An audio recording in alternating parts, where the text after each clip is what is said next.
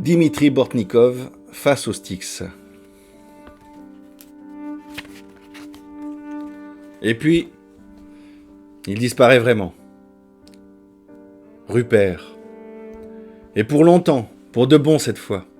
Il s'écrase dans le désert, classique. Mais elle le sait pas.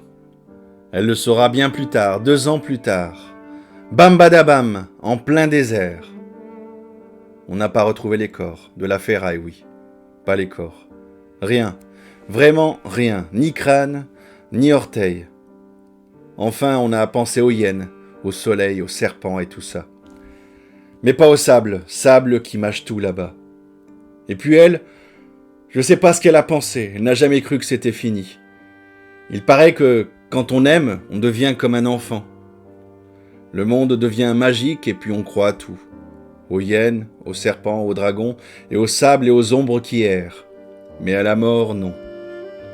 On ne dit jamais oui à la mort. Jamais avant de cesser d'aimer. La marquise ne se lève plus. Allongée dans son lit humide comme la tombe fraîche, elle n'avait que son nom à la bouche, Rupert. N'ayant plus rien à perdre, elle le protégeait, lui, des vivants et des morts, de son vieux fiston fou de rage, de moi, de ce monde, de ce printemps et de la pluie qui commence. Ayant tout perdu, elle pensait encore à lui. Je ne sais pas comment. Ça tenait sur un seul cheveu, sur une expiration, sur une prière peut-être. Il paraît que quand l'homme n'a plus de sang pour prier, il meurt. Il meurt, oui, tout doucement, plus de fil, et puis il s'endort. J'ai écouté un peu sa respiration, je me suis dit, voilà, c'est la fin. J'ai vu ça avec ma tante, puis avec mon oncle. On reconnaît la chose. Pour ce genre de truc, j'ai la mémoire d'un vieux djinn. Marquise, c'était pour bientôt. Le temps de fumer une cigarette, à peu près. Il faisait lourd dans sa chambre. On aurait dit une étable vide. Je suis sorti sur le balcon. Il pleuvait de plus en plus. J'en ai allumé une. Peut-être, en rentrant, je la trouverai morte. Qu'elle prenne tout son temps. Je vais pas la déranger. Je vais fumer ma clope la plus longue. Ça serait bien, je me suis dit, qu'ils puissent se voir, elle, la marquise, lui, Rupert. Enfin, quand tout sera fini, après tout ça, juste se voir, même de loin. On était en plein orage et l'odeur de la poussière qui accueille les gouttes me montait au cœur. Et puis un éclair, et puis boum badabam. Le ciel a craqué et je me suis retrouvé face au mur d'eau et tout était en train de s'écrouler.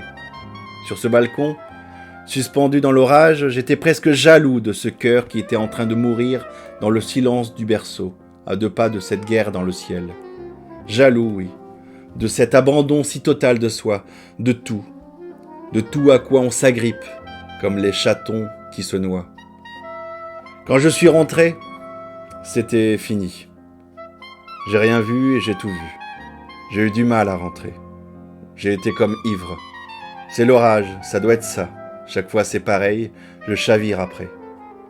Je ne savais rien et je savais tout. Tout ce qu'il faut pour mourir comme ça, mais rien du tout pour continuer à vivre.